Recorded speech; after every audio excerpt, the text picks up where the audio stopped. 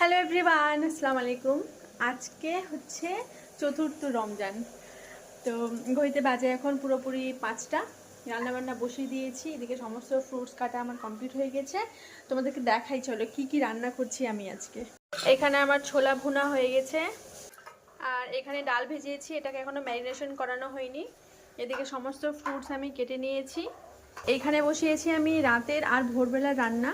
তো এখানে বসিয়েছি ডাল, এখানে করছি বাঁধাকপির ঘন্ট, আর এখানে হয়েছে করলা ভাজা। ভাজাটা তোমরা এখন রোজই দেখতে পাবে আমাদের খাবারের প্লেটে, কারণ মিস্টার শেখের সুগারের জন্য করলা ভাজাটা ডক্টর ওনাকে প্রেফার করেছে।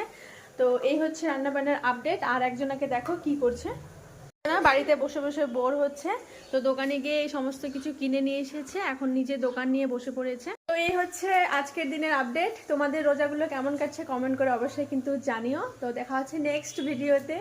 বাই।